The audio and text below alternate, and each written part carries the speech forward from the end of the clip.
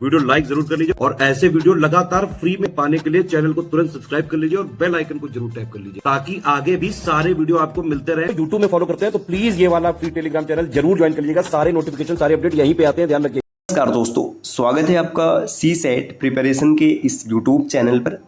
आज की इस वीडियो में हम लोग यूपी PCS RO री एग्ज़ाम के लिए रीजनिंग के टॉप 5 कॉन्सेप्ट के सीरीज में एक और महत्वपूर्ण क्लास के साथ हाजिर हैं, जिसमें 5 बेहतरीन प्रश्नों का डिस्कशन करेंगे। इन कॉन्सेप्ट पर पेपर में प्रश्न बनने की संभावना रहेगी। देखिए साथियों, अब एग्ज़ाम में बहुत समय नहीं बचा है, मुश्किल से 10 से 12 दिन का समय बचा है। तो जो आपकी तैयारी होनी है आपने तैयारी कर लिया है, अब आपको बहुत ज़्यादा परेशान होना और भटकना नहीं है। हाँ, एक चीज़ आप कर सकते, जो बचा हुआ समय इसमें आप मॉक टेस्ट जरूर लगाइएगा। अगर अभी तक आपने एक भी मॉक की प्रैक्टिस नहीं की है तो बचे हुए समय में स्टडी फॉर सिविल सर्विसेज की 30 मॉक सीरीज को आप लगा सकते हैं।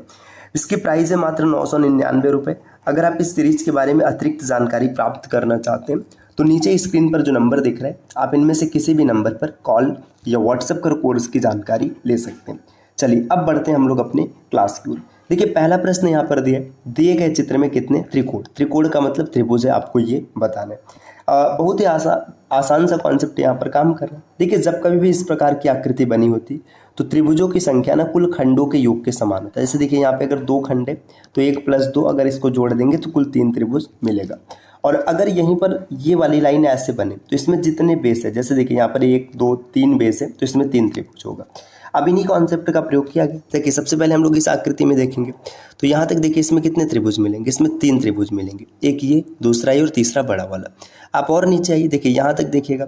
अब यहाँ पे इन पूरे से मतलब है, जैसे ये पहला लाइन जो छूट गया उससे नहीं मतलब है, तो इसमें भी आपको 3 त्रिभुज मिलेगा। 3 और 3 6 हो गया। देखिए 3 यहाँ पर भी मिलेगा, 6 और 3 कितना हो गया, 9 हो गया। इसी तरीके से देखिए 1 यहाँ पर मिलेगा, 9 और 1 कितना हो गया, 10 हो गया। और नीचे आएंगे तो देखिए यहाँ पर 3 फिर से मिलेगा, 10 और 3 13। तो इस आकृति में कुल 13 त्रिभुज है। विकल्प ए इस प्रश्न का उत्तर बनेगा। बहुत ही आसानी से, बहुत ही बेसिक तरीके से आपने इस प्रश्न को सॉल्व कर लिया। अगले स्लाइड पर आते हैं। नेक्स्ट यहाँ पर दिया, उस विकल्प का चयन करें जिसमें दी गई संख्याएं उसी तरह संबंधित है जैसे कि प्रश्न में दिए गए सेट में संख्याएं आपस में संबंधित है। देखिए प्रश्न सेट में यहाँ पर कुछ संख्याएं लिखी गई है, इनमें कुछ विशेष संबंध है। आपको संबंध ढूंढना है और बताना है कि जो विकल्प है इनमें कौन सा संबंध चलेगा, मतलब कौन सा ठीक इसी प्रकार का है। तो देखिए संबंध क्या चल रहा है, 15 × 3, 15 तो यहाँ 45 होता है, +4 कर दीजिए तो आप 49 के पास पहुँच गए। ठीक, 15 से 49 पहुँचने का ये पैटर्न है। इसके बाद देखिए 49 × 4, अगर 49 में आप 4 का गुणा कराएंगे तो कितना मिलेगा, देखिए 9 चौका 36, 3 हासिल है, 4 चौका 16, 16 और 3 19, 196 मिल गया। +5 जोड़ दीजिएगा तो आपको क्या मिलेगा, 201। देखिए जब 3 का गुणा कराया गया तो 4 जोड़ा है, ठीक, और जब 4 का गुणा कराया गया तो 5 जोड़ा गया। ये पैटर्न चल रहा है। देखिए अब ऑप्शन चेक करते हैं। देखिए 24 में अगर हम 3 का गुणा कराएंगे तो 24 × 72 और +4 76। पहला तो सेटिस्फाइड हो रहा है। दूसरे को चेक करते हैं। 76 में आप गुणा करा दीजिएगा 4 का, जैसे 76 में 4 का गुणा कराएंगे तो कितना आएगा, देखिए 6 चौका 24 होता है। 4 में अगर आप 5 जोड़ेंगे तो यूनिट डिजिट 9 आना चाहिए, लेकिन यहाँ पर 7 दिया, मतलब पहला सही नहीं होगा। अब दूसरे को चेक करते, देखिए दूसरा क्या, 17 × 3 = 51 और 4 55, बिल्कुल सही है, कोई दिक्कत नहीं। अब 55 में अगर आप 4 का गुणा कराएंगे तो 5 चौका 20 और 5 25 आना चाहिए, जबकि यहाँ पे 20 दिया है तो ये भी गलत हो जाएगा। तीसरा देखिए 29 में 3 का गुणा कराइएगा, 29 × 3 = 87 और 4 91, ये पहला वाला सही है। 29 × 3 = 87 और 4 91। 91 में अगर हम 5 का गुणा करें, 91 × 4, माफ़ कीजिएगा 5 बोल गए, 4 × 1 = 4, 9 चौका 36 और +5 कर दीजिएगा तो 369, जो कि बिल्कुल सेटिस्फाइड हो रहा है। तो ऑप्शन सी इस प्रश्न का उत्तर हो जाएगा। देखिए यहाँ पर पहला वाला कॉन्सेप्ट तो काम कर रहा था, गुणे 3 + 4, लेकिन बाद में काम नहीं कर रहा था। देखिए यहाँ पे 18 × 3 = 54 और 4 58, और 58 में जब 4 का गुणा कराएंगे तो 8 चौका 32 और 5 37 आना चाहिए, यूनिट डिजिट 7 रहेगा, जबकि यहाँ पर 0 दिया है। तो 3 विकल्प एलिमिनेट हो गए थे। ऑप्शन सी इस प्रश्न का उत्तर हो गया। अगले स्लाइड पर आते हैं। देखिए यहाँ पर एक प्रश्न दिया गया, उस विकल्प आकृति का चयन कीजिए जिसमें दिए गए आकृति x को सन्निहित है, इसे पलटने की अनुमति नहीं है। देखिए यहाँ पर ये एक फिगर है, इसमें कौन सा विकल्प सन्निहित है आपको ये बताना है। देखिए ये पूरी तरीके से ना आपके साइट पावर को चेक करने के लिए दिया जाता है कि आप एक बार किसी इमेज को देखकर कितने समय तक याद रख सकते हो। तो बहुत ही आसान होता है, बहुत टफ कॉन्सेप्ट नहीं है इसमें। देखिए अगर हम लोग इस आकृति की बात करें तो यहाँ पर ये ऊपर मिल रहा है, ये देखो यहाँ पे ऊपर मिल रहा है, लेकिन इसमें क्या है कि ये वाली जो लाइन है ये नहीं है, तो ये एलिमिनेट हो गया। ऑप्शन बी की बात करेंगे, देखिए ऑप्शन बी को देखिएगा, यहाँ पर ये जो आकृति बना हुआ है, देखिए इस आकृति को ध्यान से देखिए, ये रहा, ठीक। इसके बाद ये एक लाइन है, ठीक है। इसके बाद यहाँ पर एक लाइन है, देखिए, और ये जो बना है फिगर सब कुछ ठीक है। देखिए ये फिगर यहाँ पर बना हुआ है, ये जो दिख रहा है, और इसके बाद ये 2 लाइन दिख रहा है, तो ये बिल्कुल सही दिख रहा है, तो ये ऑप्शन सही हो सकता है, ठीक। अभी आगे भी चेक कर लेते हैं। देखिए अब इस तीसरे वाले ऑप्शन को देखते हैं, अगर इससे ज़्यादा मतलब कोई सटीक मिल जाएगा तो वही सही रहेगा। अभी ये सही हो सकता है, सही नहीं है। अब अगर हम लोग इस तीसरे वाले को देखें, तीसरे वाले को कहने का मतलब है इसको थोड़ा सा यहाँ पे इरेज करते हैं ताकि चीज़ों को आसानी से देखा जा सके। रुकिए, यहाँ पर अगर इरेज कर देंगे तो देखना आसान हो जाएगा। इरेजर ये रहा, इसको इसलिए मिटा दिया ताकि चीज़ों को आसानी से देखा जाए। अब इस वाले आकृति को देखिएगा, यहाँ पर देखिए डबल लाइन है, देखिए इसमें डबल लाइन है, जबकि यहाँ पर सिंगल लाइन है, तो इस कारण ये भी एलिमिनेट हो गया। और चौथे की बात करें तो इसमें इस लाइन के कारण एलिमिनेट हो गया, तो ऑप्शन बी ही इस प्रश्न का सही उत्तर बनेगा। अब इमेजिन कीजिए कि यहाँ पर अगर ये डबल लाइन नहीं होता, ये सिंगल लाइन होता, ठीक, तो आप सटीक उत्तर इसको टिक करते क्योंकि ये ज़्यादा करीब होता।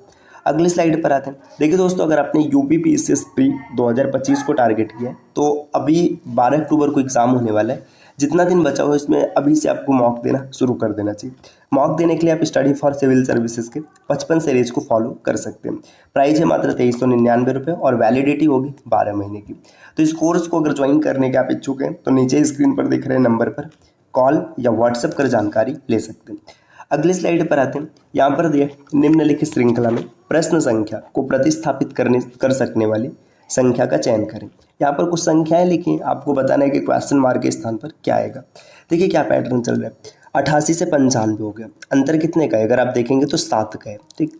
इसके बाद 95 से कितना हो गया, 106 हो गया, तो यहाँ पर अंतर कितने का, 5 और 6 11 का है, ठीक। इसके बाद देखिए यहाँ पर देखेंगे तो ये अंतर कितने का दिख रहा है, ये 13 का अंतर दिख रहा है। नेक्स्ट यहाँ पर देखेंगे तो ये अंतर है 17 का। आगे देखेंगे यहाँ पर 9 1 19 का अंतर है। 19 के बाद यहाँ पर 3 2 23 का अंतर है। सभी संख्याओं को ध्यान से देखिए, 7 एक प्राइम नंबर है, 11 भी प्राइम है, 13 भी प्राइम है, 17 भी प्राइम है, 19 भी प्राइम है और 23 भी प्राइम है। तो अगला जो प्राइम नंबर आएगा 23 के बाद नेक्स्ट प्राइम नंबर होने वाला है 29। तो 29 का गैप आप रखेंगे 178 और प्लस में 29, 9 8 17, एक हासिल है, 17 और 3 20, 207 हो जाएगा, जो कि ऑप्शन सी में दिख रहा है, तो यही इसका सही उत्तर बनेगा। अगले स्लाइड पर आते हैं। नेक्स्ट यहाँ पर देखिए दिया है, दी गई आकृति को मोड़कर एक घन का सृजन किया जाता है। जिस सतह पर 5 अंकित है उसके विपरीत सतह पर अंकित संख्या ज्ञात कीजिए। देखिए नंबर अगर तो ब्लर दिख रहा होगा तो मैं यहाँ पे लिख दूँ, या फिर इस आकृति को ही मैं थोड़ा साइड में बना देता हूँ। देखिए ये जो आकृति दिख रहा है ना, आकृति कुछ इस प्रकार का है, ये नंबर थोड़ा सा छोटा दिख रहा है तो हो सकता है आपको दिक्कत हो, इसलिए मैं इसको यहाँ पर साइड में बना दे रहा हूँ। देखिए ये डाइस इस प्रकार का बना हुआ है, इसमें नंबर क्या क्या लिखा गया, यहाँ पर 6 है, इसके बाद 1 है, यहाँ पर 4 है, 2 5 और 3। आपको बताना है कि 5 के विपरीत क्या होगा। तो बहुत ही बेसिक सा कॉन्सेप्ट है। देखिए जब कभी भी इस प्रकार का ओपन डाइस होता है और इसको क्लोज डाइस में परिवर्तित किया जाएगा तो अल्टरनेट फेसेस एक दूसरे के अपोजिट होते हैं। अल्टरनेट कहने का तात्पर्य जैसे 1 और 4 एक दूसरे के अपोजिट हो जाएगा, 2 और 3 एक दूसरे के अपोजिट हो जाएगा। अब बचा कौन है, 5 बचा है। तो देखिए 4 6 अपोजिट है, 2 और 3 अपोजिट है, 5 और 1 अपोजिट हो जाएगा। तो आपसे पूछा गया कि 5 के विपरीत क्या हो जाएगा, 5 के विपरीत 1 हो जाएगा। अगर इसमें ये पूछता है कि 5 के विपरीत कौन नहीं हो सकता है तो भी आप देख सकते थे आसानी से, ठीक। तो ये आज की क्लास रही, उम्मीद है कि आपको पसंद आई होगी। इस प्रकार के वीडियोज़ को लगातार देखने के लिए आप चैनल को सब्सक्राइब कर सकते हैं। और दोस्तों आप टीम के पेड कोर्सेज को जरूर ज्वाइन कीजिएगा ताकि जिस भी एग्जाम की आप प्रिपरेशन कर रहे हैं उसमें आपकी स्थिति बेहतर रहे। मिलते हैं आपसे नेक्स्ट वीडियो में कुछ नए इन्फॉर्मेशन के साथ, तब तक के लिए नमस्कार।